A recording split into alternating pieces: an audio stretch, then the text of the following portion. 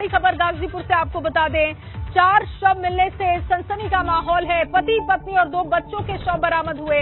परिवार के मुखिया पर पत्नी और बच्चों की हत्या और इसके बाद हत्या के बाद पति ने आत्महत्या कर ली होगी, ये आशंका, ये संभावना जाहिर की जा रही है। घटना से क्षेत्रवासियों में दहशत का माहौल है। देखिए, आपको घटनास्थल की तस्वीरें दिखा रहे हैं। घटना की जानकारी होने पर मौके पर पुलिस कर्मी पहुंचे, भारी संख्या में पुलिसकर्मी वहां पर पहुंचे। पुलिस अधीक्षक राम बदन सिंह भी मौके पर पहुंचे। अनिल मेरे सहयोगी इस वक्त ज्यादा जानकारी के साथ मौजूद है। अनिल, क्या अपडेट इस वक्त मिल पा रहा है, क्योंकि पुलिस की टीमें लगातार वहां पर मौजूद है, आसपास के लोग हैं, कुछ पता चल पा रहा है अब तक? ठीक है अनिल, आप बने रहिए हमारे साथ। और इस वक्त हमारे साथ पुलिस अधीक्षक राम बदन सिंह जी जुड़ चुके हैं। राम बदन जी, इस मामले को लेकर अब तक क्या जानकारी आपके पास है, मैं चाहूंगी कि दर्शकों के साथ साझा कीजिएगा। देखिए, मैं मौके पे गया था, घटनास्थल देखने गया था, अभी वहीं से मैं वापस हो रहा हूँ जी। ये जो डब्लू सोडकर है, ये करीब 32-33 साल इसकी उम्र है। 4 भाई हैं ये, और ये रेलवे की तैयारी कर रहे थे। सारी गाइड वगैरह इनके कमरे से मिली हैं। इनकी पत्नी रीना थी, करीब 28-30 साल की, और इनका एक बेटा आरव 5 साल का था, बेटी सृजल 3 साल की थी। तो ये सभी जो है मृत पाए गए थे। और इनकी बच्ची, जो बड़े भाई की लड़की है, वो होमगार्ड है हमारे थाने में जी। वो सवेरे स्कूल जाती है तो सब बच्चों को टाटा कहती है, तो देखा कि आज इनका दरवाजा नहीं खुला था। तो फिर उन्होंने इसको धक्का देके खोला, उसको तोड़ के खोला दरवाजे को, तो देखा था कि वो तीनों लोग, जो उनकी चाची थी, दोनों बच्चे थे, और वो तो मृत पड़े हुए थे बिस्तर में, और ये हैंग कर रहे थे, लटके हुए थे पंखों से। तो इसको अब हम लोग आगे पोस्टमार्टम कार्रवाई करवा करके, तो भी अभी परिवार वालों का तो यही कहना था कि ये थोड़ा परेशान रहता था।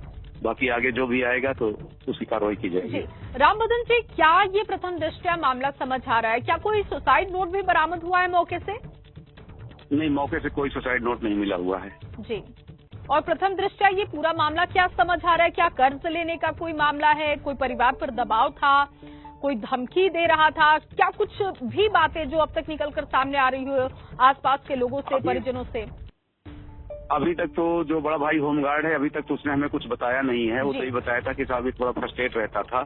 चूंकि ये 4 भाई है, मैंने पहले ही बताया था कि बड़ा भाई होमगार्ड है, दूसरा वाला मैकेनिक है, तीसरे नंबर पे था, चौथा भाई से कांस्टेबल है सिद्धार्थ नगर में जी। परिवार में कोई आर्थिक स्थिति भी ठीक खराब नहीं है, आर्थिक स्थिति ठीक है, मकान बहुत अच्छा है, पक्का बना हुआ है, किचन भी है इनका, बेडरूम भी सब अच्छा बना हुआ है।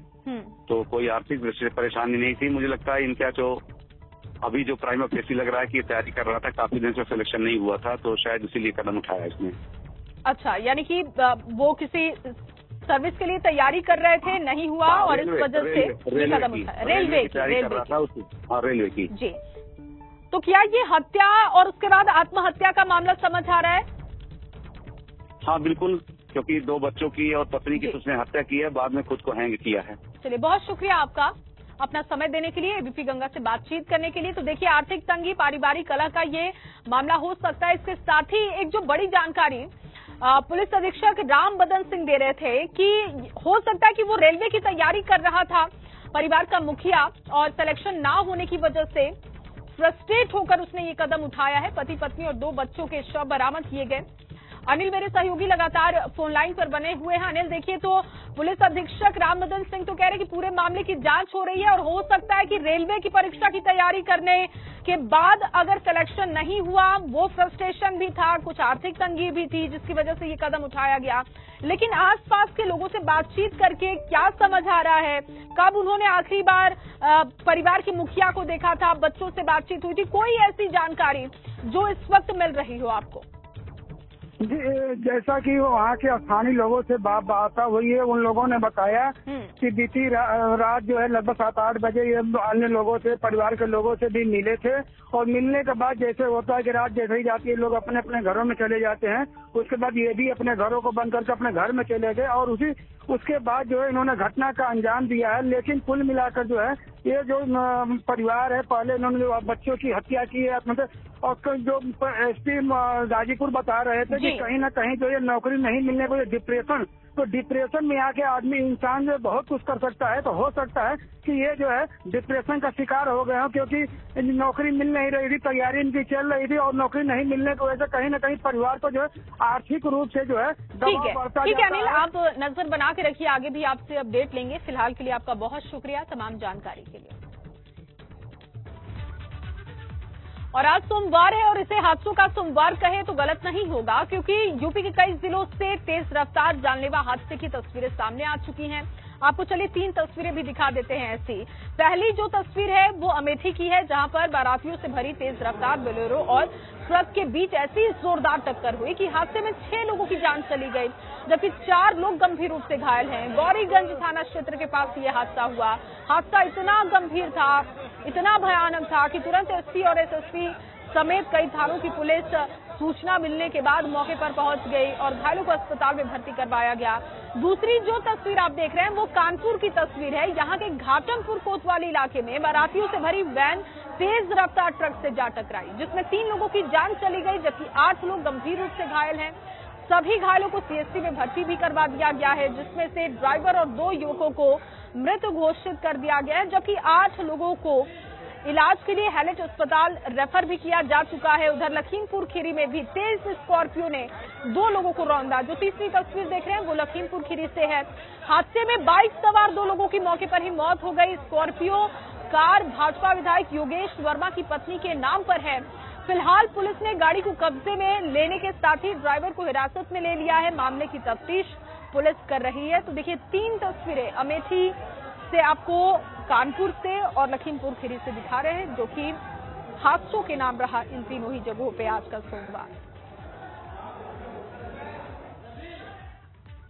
और सड़क हादसों में यूपी नंबर 1 है। कुछ जरूरी जानकारी आपको दे देते हैं। सबसे ज्यादा रोड एक्सीडेंट यूपी में होते हैं। देखिए, क्योंकि सड़क सुरक्षा सप्ताह का आयोजन आज से हो रहा है, आगाज हो चुका है हफ्ते दिन के लिए, लेकिन सड़क हादसों में उत्तर प्रदेश किस पायदान पर है उसकी जानकारी हम आपको दे रहे हैं। हर घंटे औसतन 3 मौतें होती हैं उत्तर प्रदेश में। एक दिन में 60 मौतें होती हैं। एक साल की अगर हम बात कर लेते हैं तो 21,000 से ज्यादा मौतें सड़क हादसे में होती हैं। 2018 में 22,256 ये आंकड़ा रहा।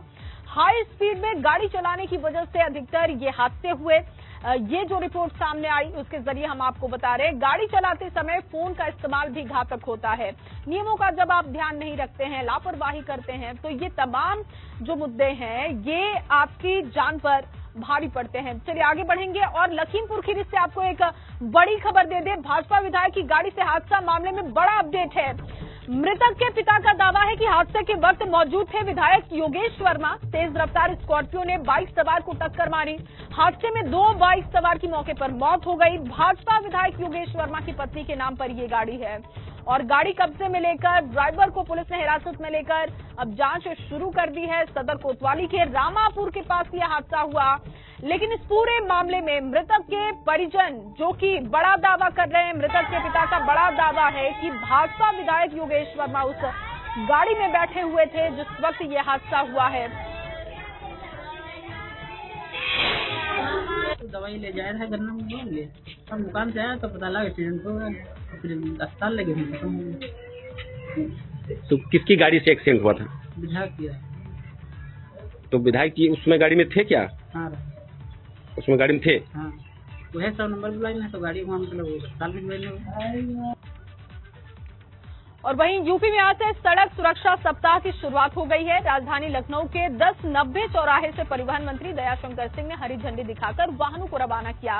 इस अभियान के तहत लोगों को ट्रैफिक नियमों को लेकर जागरूक किया जाएगा और ड्राइविंग के दौरान हेलमेट पहनने या फिर सीट बेल्ट लगाने जैसे नियमों की जानकारी दी जाएगी।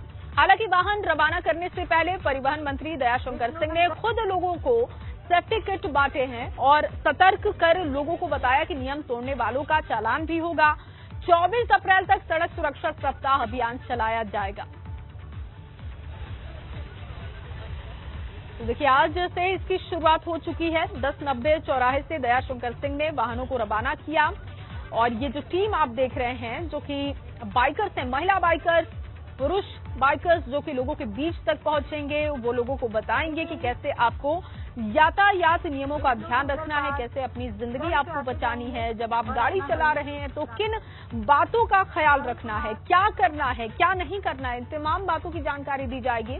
और 24 तारीख तक ये अभियान चलाया जाएगा। एक तरीके का जागरूकता अभियान है ये, जिसमें कोशिश ये होगी कि ज्यादा से ज्यादा लोगों को जागरूक किया जा सके यातायात नियमों को लेकर। सड़क हादसों पर कैसे लगाम लगाए सरकार, इसी मकसद के साथ इस सप्ताह की शुरुआत की गई।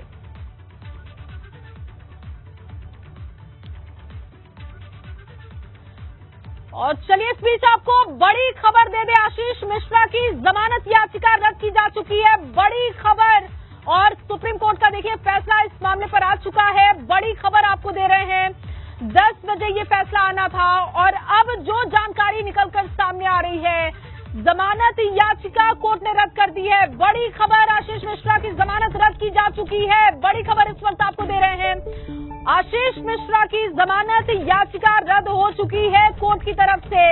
बड़ा झटका आशीष मिश्रा के लिए।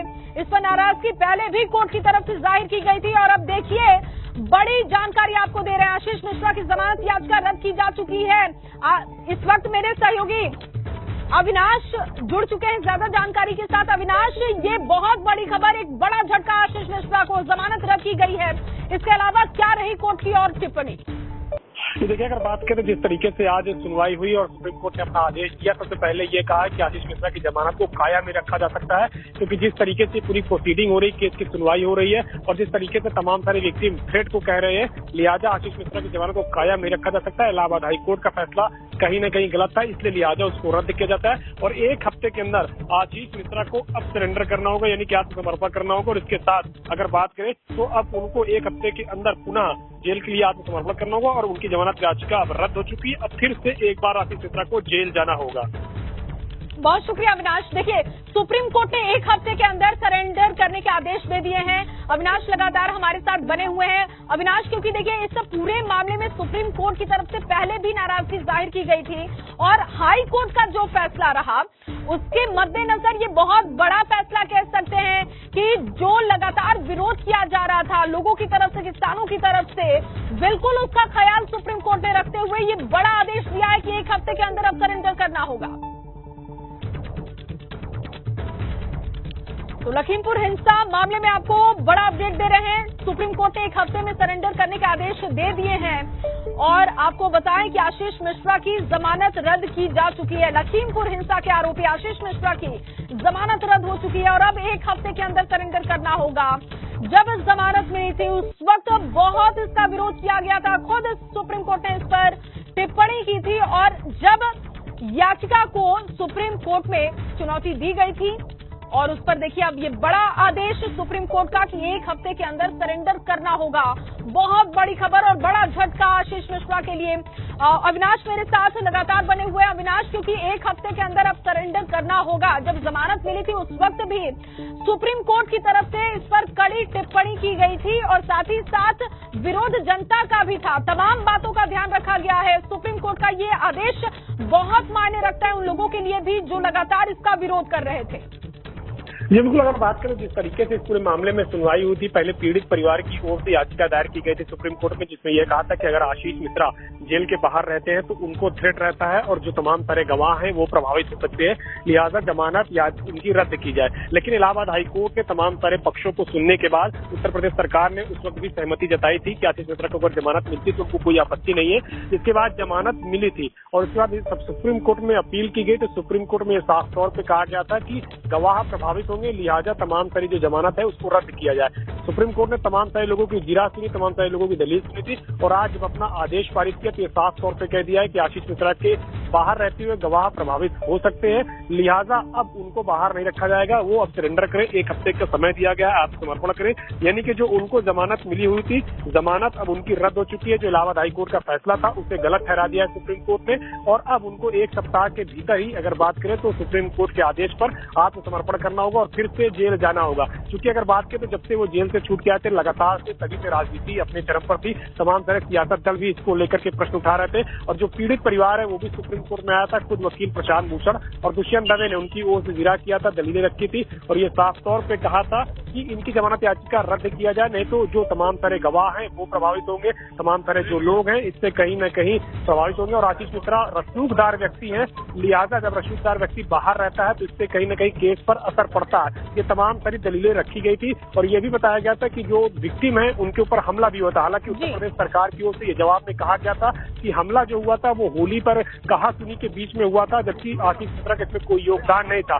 लेकिन सुप्रीम कोर्ट के तमाम सारे पहलुओं को देखा, उसके बाद तमाम सारे केसों को पढ़ा और उसके बाद ये साफ तौर पे कहा कि अब आशीष मिश्रा की जमानत बरकरार नहीं रखी जा सकती है, आशीष मिश्रा को आत्मसमर्पण करना होगा। क्योंकि एसआईटी ने खुद माना था, जो एसआईटी सुप्रीम कोर्ट की निगरानी में गठित हुई थी उसने खुद माना था कि जमानत के आशीष मिश्रा को बाहर नहीं रहना चाहिए। लिहाजा एसआईटी को सुनने के बाद, तमाम सारे लोगों को सुनने के बाद सुप्रीम कोर्ट ने निर्णय दिया है कि 1 सप्ताह के अंदर आशीष मिश्रा को आत्मसमर्पण करना होगा।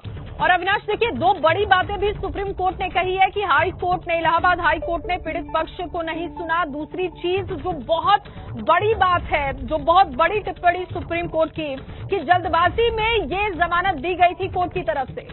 नहीं है वही लाइव जी बिल्कुल। अगर बात करें तो जब जिरा हो रही थी तो उसमें जो पक्ष के परिवार के वकील है प्रशांत भूषण और दुष्यंत दवे, उन्होंने साफ तौर पे कहा था कि जल्दबाजी में आशीष मिश्रा को जमानत दी गई थी। उत्तर प्रदेश सरकार ने भी उस वक्त एसआईटी की नहीं सुनी थी, ऐसा आरोप लगाया गया था। एसआईटी ने भी साफ तौर पे कहा था कि उत्तर प्रदेश सरकार को ये कह रही थी कि आशीष मिश्रा की जमानत रद्द करने के खिलाफ सुप्रीम कोर्ट में अपील करें, लेकिन अपील नहीं की गई थी। ये तमाम सारी बातें जिराज के वक्त रखी गई थी। सुप्रीम कोर्ट ने तमाम सारे पक्षों को सुना और ये भी देखा कि क्या आशीष मिश्रा के बाहर रहते हुए जो तमाम सारे गवाह हैं, जो पीड़ित लोग हैं, क्या वो प्रभावित हो सकते हैं। इसमें उसने पाया कि अगर आशीष मिश्रा बाहर रहते हैं तो कहीं न कहीं गवाह और जो पीड़ित पक्ष है वो प्रभावित हो सकता है। लिहाजा आत्मसमर्पण करे आशीष मिश्रा, सरेंडर करें और जब तक इस पूरे मामले की सुनवाई नहीं होती है तब तक अब आशीष मिश्रा को जेल में रहना होगा। तो जय चर्चा थी कि ये बड़ा फैसला है जिस तरीके से सुप्रीम कोर्ट का। बिल्कुल अविनाश, बहुत बड़ा फैसला, जेल के अंदर जाना, बहुत बड़ा फैसला सुप्रीम कोर्ट का। और इसके साथ ही आशीष मिश्रा के लिए बहुत बड़ा झटका भी। आप बने रहिए हमारे साथ। ब्यूरो चीफ वीरेश पांडे जी भी हमारे साथ जुड़ चुके हैं। वीरेश जी, ये उन लोगों की जीत के तौर पर भी देखा जा सकता है जो लोग इस बात का विरोध कर रहे थे कि आशीष मिश्रा को जमानत इलाहाबाद हाई कोर्ट ने क्यों दे दी, लेकिन सुप्रीम कोर्ट ने तमाम बातों का ध्यान रखा है और ये बहुत बड़ा फैसला सुप्रीम कोर्ट का। 1 हफ्ते के अंदर अब सरेंडर करना होगा आशीष मिश्रा को। देखिए, आशीष मिश्रा को जब जमानत मिली थी इलाहाबाद हाई कोर्ट से, बहुत सारे सवाल खड़े किए गए थे। विपक्ष ने भी सवाल किया था, एनजीओ ने भी सवाल किया था और साथ ही साथ लखीमपुर हिंसा पे कांड पे जो लोग पैरवी कर रहे थे विपक्ष की तरफ से, उन लोगों ने भी सवाल खड़े किए थे। और इन सारे पहलुओं का ध्यान रखते हुए सुप्रीम कोर्ट ने ये फैसला किया है कि अगर आशीष मिश्रा केंद्रीय गृह राज्य मंत्री के बेटे हैं, अगर वो बाहर रहते हैं तो वो गवाहों को प्रभावित कर सकते हैं, पूरे कानून को प्रभावित कर सकते हैं, उस पूरे मामले को प्रभावित कर सकते हैं। ऐसे में उनकी जमानत को रद्द करने का आदेश सुप्रीम कोर्ट ने दिया है। और सुप्रीम कोर्ट ने इलाहाबाद हाई कोर्ट से जो आशीष मिश्रा को राहत मिली थी, उस राहत पर रोक लगा दी है और इस कानून के जो फैसले को इसकी सराहना जो विपक्ष के लोग कर रहे थे, वो भी इस पूरे मामले को लेकर बहुत ही राहत का सांस ले रहे हैं। लखीमपुर कांड एक पूरा जिस तरीके से मुद्दा बना था 2022 के इलेक्शन में, और आज तक ये मुद्दा बना ही हुआ है और भारतीय जनता पार्टी के लिए एक तरीके से गले में फांस की तरह है। यानी केंद्रीय गृह राज्य मंत्री जो टेनी साहब हैं, उनके पुत्र हैं आशीष मिश्रा, और टेनी एक तरीके से जो मोदी मंत्रिमंडल की तरफ जो हैं वो पूरी तरीके से पास बने हुए हैं और लगातार इस पूरे मामले पर राजनीति गरमाई रहती है उत्तर प्रदेश की। मैं ये नहीं कह रहा हूँ कि राजनीति खत्म हो गई है, राजनीति लगातार चलती रहती है और आज देखिएगा सुप्रीम कोर्ट के इस फैसले के बाद राजनीति फिर गरमाएगी और आज पूरे दिन ये खबर सबसे ज्यादा ट्रेंड करेगी। इसी से अंदाजा ये लगाया जा सकता है कि सुप्रीम कोर्ट का ये फैसला बेहद यूपी की सियासत के लिए महत्वपूर्ण फैसला है। आशीष मिश्रा पूरे यूपी के चुनाव में केंद्र बिंदु में थे विपक्ष के। हालांकि लखीमपुर और लखीमपुर के आसपास भारतीय जनता पार्टी ने बेहतर परफॉर्मेंस दिया है, यानी रिजल्ट बेहतर रहे हैं। बावजूद इसके विपक्ष ने हमेशा आड़े हाथों लिया और सफाई देनी पड़ी भारतीय जनता पार्टी के नेताओं को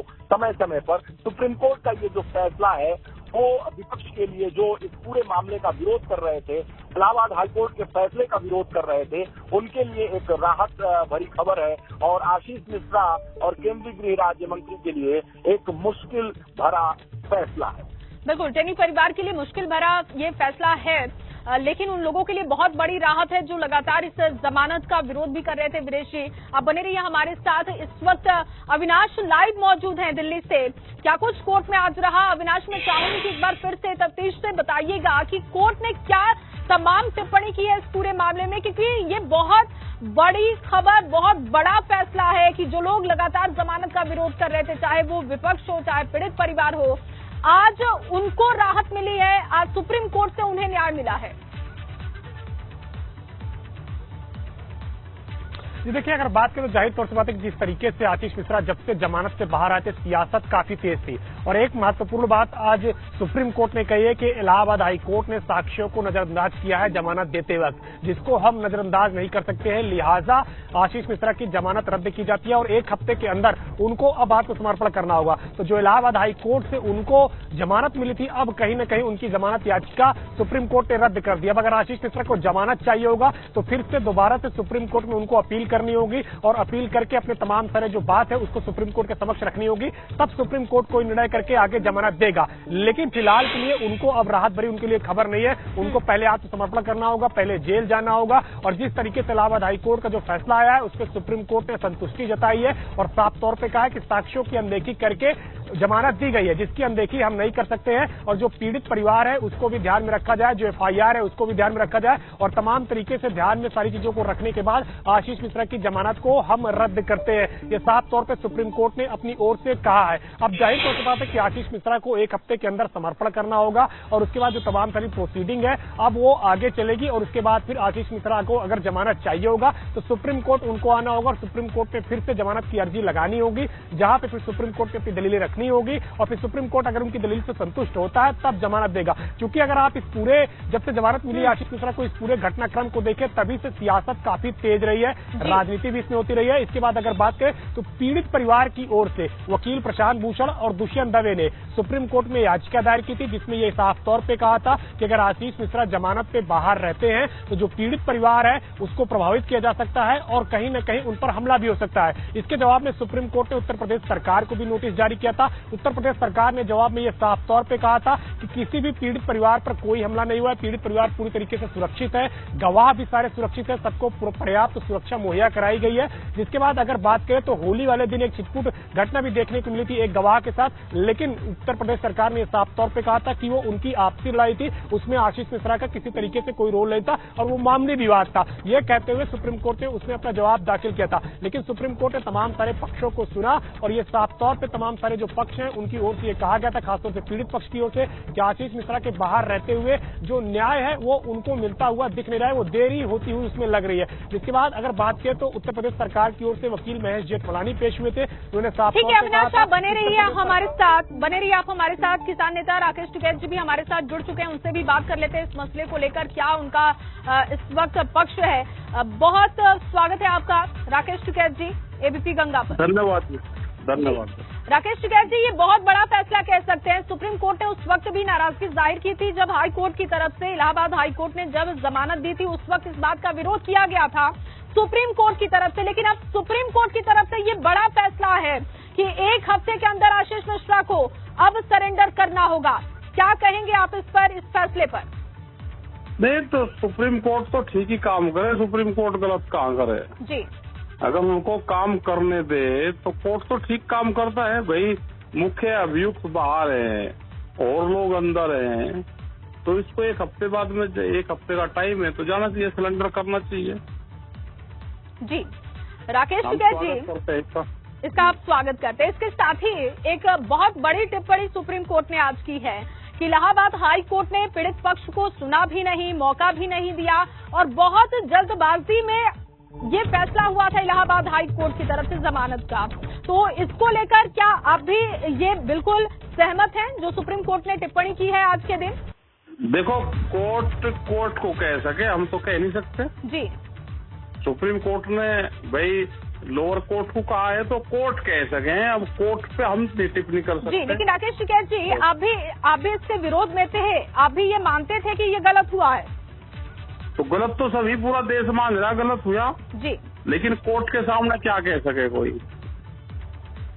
तो सुप्रीम कोर्ट का जो फैसला है आप उसका स्वागत करते हैं, आप उस पर सहमत हैं? बिल्कुल स्वागत करते हैं कि एक हफ्ते का टाइम दिया है जी, और उसको बेल वो खारिज की है और उसको एक हफ्ते में सरेंडर करना है, तो ठीक है, धन्यवाद है कोर्ट का। तो किसानों के लिए ये एक जीत की तरफ कदम है, ये बात आप मानते हैं? नहीं, कोई जीत और वो नहीं है, इसमें हार और जीत नहीं है, ये एक न्याय और अन्याय हो रहा है। जी, लेकिन राकेश टिकैत जी, कानून से ऊपर कुछ नहीं है। सुप्रीम कोर्ट ने एक बार फिर से ये साबित कर दिया है कि कानून के ऊपर कुछ नहीं है, क्योंकि कोई राज्य मंत्री का बेटा हो, कोई किसी अधिकारी का बेटा हो, इससे फर्क नहीं पड़ता, कानून के ऊपर कोई नहीं है। ये बात एक बार फिर से सुप्रीम कोर्ट ने साबित की है। बिल्कुल साबित करी है, पार्लियामेंट से बड़ा कोर्ट है, और जब कोर्ट अपनी पावर का इस्तेमाल करेगा तो देश बिल्कुल ठीक चलेगा। और सुप्रीम कोर्ट की निगरानी में लखीमपुर खीरी चल रहा है मामला, हम धन्यवाद देते हैं, नहीं तो सरकारें तो नहीं मान रही थी ना, तो कोर्ट के उससे ही सरकारें मान रही है। ठीक है राकेश टिकैत जी, आप मानते हैं कि जब जमानत मिली थी आशीष मिश्रा को, तो सरकार की तरफ से इस बात की पैरवी होनी चाहिए थी, क्योंकि सुप्रीम कोर्ट की भी ये टिप्पणी थी, नाराजगी थी सरकार से। सरकार की तरफ से पैरवी होनी चाहिए थी, ढिलाई रही है, और वहाँ पे ये भी दिया कि नेट में प्रॉब्लम थी और बात तो सुनी नहीं गई पीड़ित पक्ष की, और पीड़ित पक्ष के साथ में तो सरकार को खड़ा रहना चाहिए, लेकिन सरकार मंत्री के साथ में खड़ी थी। लेकिन चलो, सुप्रीम कोर्ट का धन्यवाद है कि वो शुरू से ही इस मामले को संज्ञान ले रहा है और एक बड़ा फैसला उन्होंने आज दिया है, तो धन्यवाद हम उसका करते हैं। जी, चलिए, बहुत शुक्रिया राकेश टिकैत जी, एबीपी गंगा को अपना समय देने के लिए। तो देखिए, राकेश टिकैत को आप सुन रहे थे और वो कह रहे थे कि इस पूरे मामले में सरकार की तरफ से लापरवाही बरती गई, पैरवी होनी चाहिए थी। अविनाश भी लगातार हमारे साथ बने हुए हैं। अविनाश, देखिए, ये किसानों के लिए एक जीत की तरफ हम कदम भी देख सकते हैं, क्योंकि इस बात का बहुत विरोध किया गया था जब इलाहाबाद हाई कोर्ट की तरफ से जमानत मिली थी। सुप्रीम कोर्ट की टिप्पणी ये भी थी कि इस पूरे मामले में सरकार को भी पैरवी करनी चाहिए थी।